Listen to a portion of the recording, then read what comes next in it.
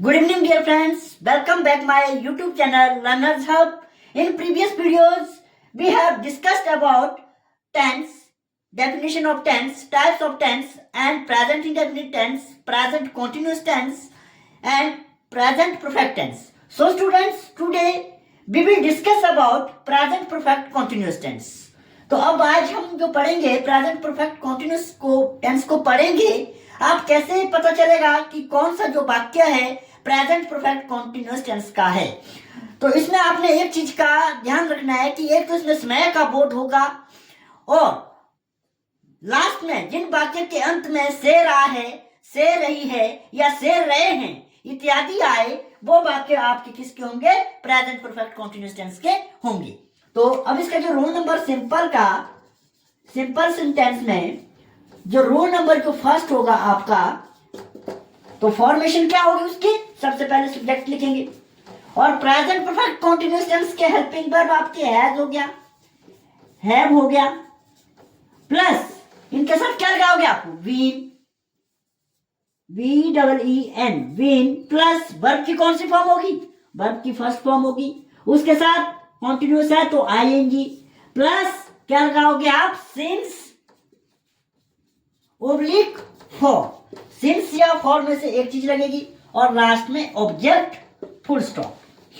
अब इसमें देखो बाकी आपकी फॉर्मेशन है subject plus has have plus been, verb की first form plus ING, since oblique for plus object. अब बात यह है कि सिंस कहां पे लगेगा, फॉर कहां पे लगेगा।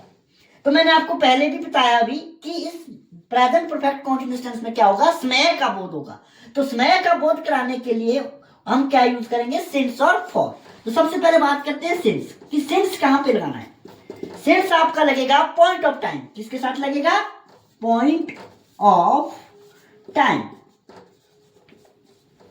पॉइंट ऑफ टाइम मतलब जहां पर आपको समय का उचित बोध हो रहा हो, मतलब पूरा समय का पता लग रहा है कि किस समय में की बात कर रहा है, किस समय में जो आपका एक्शन है वो कंप्लीट हो रहा है। अगर आपको समय का बोध पूरी तरह से हो रहा है तो क्या लगेगा? सिंस लगेगा। जैसे सुबह से, आज सुबह से तो मतलब आपका समय का पूरा बोध लग रहा है कि आज ही की बात हो रही है, मॉर्निंग की बात हो रही है, तो क्या आ जाएगा? Since morning.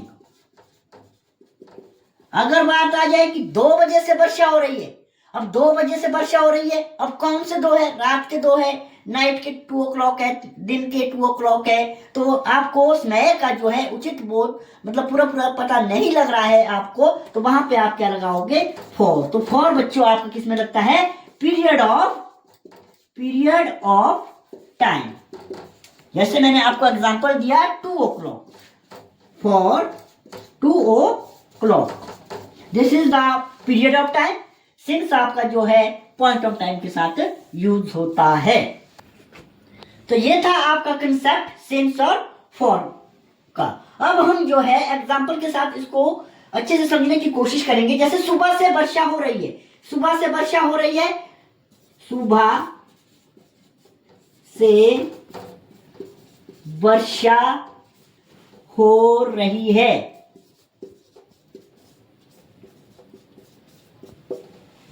अब देखो सुबह से वर्षा हो रही है मतलब आज सुबह से ही वर्षा हो रही है, कहने का मतलब ये है। तो क्या आ जाएगा? इट के साथ हमेशा has, it has according to rule been, it has been rain is the first form of verb, साथ में ING, it has been raining सुबह से।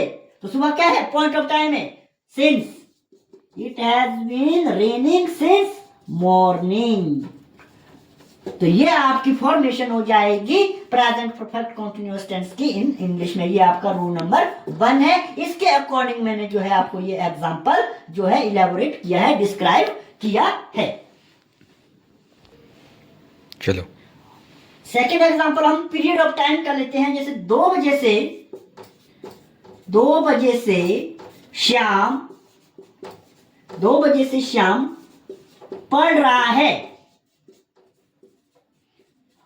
अब इसमें देखो टाइम क्या है? 2 बजे है, तो 2 बजे आपको पता नहीं है कि कौन से 2 बजे है, नाइट के 2 o'clock है या डे के 2 o'clock है, यू हैव नो आइडिया। तो it's a period of time. तो पीरियड ऑफ टाइम के साथ क्या लगाओगे?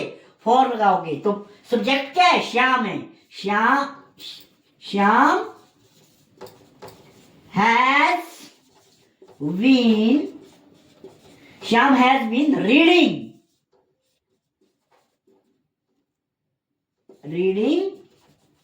for 2 o'clock.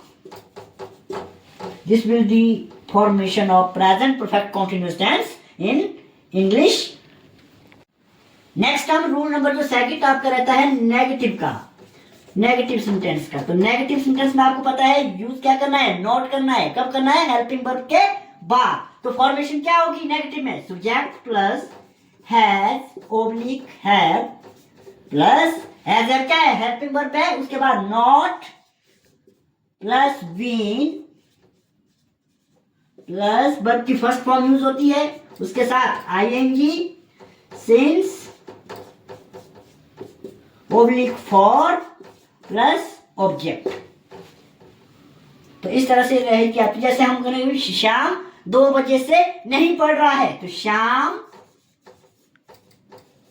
Has not, Shyam has not been reading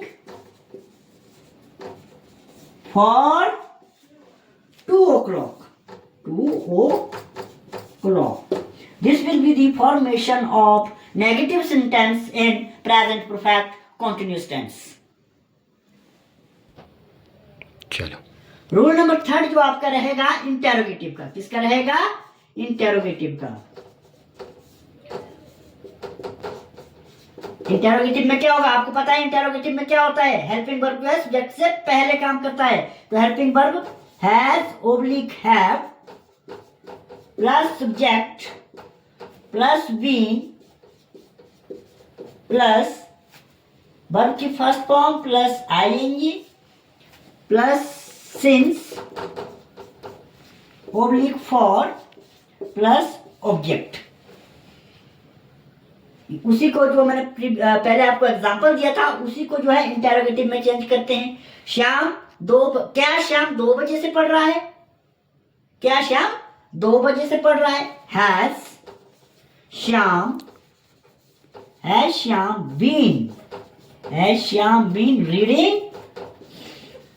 Shyam been reading for 2 o'clock. So this will be the formation of interrogative sentence in present perfect continuous tense. अब हमारा last rule है interrogative negative, fourth one. इसका जो formation कैसी रहेगी, interrogative है तो आपका हैज ओब्लिक हैव पहले आ जाएगा क्योंकि इंटेरोगेटिव है, सब्जेक्ट लिख देंगे। नेगेटिव है तो नॉट आ जाएगा, प्लस बीन प्लस वर्ब की first form plus ING plus since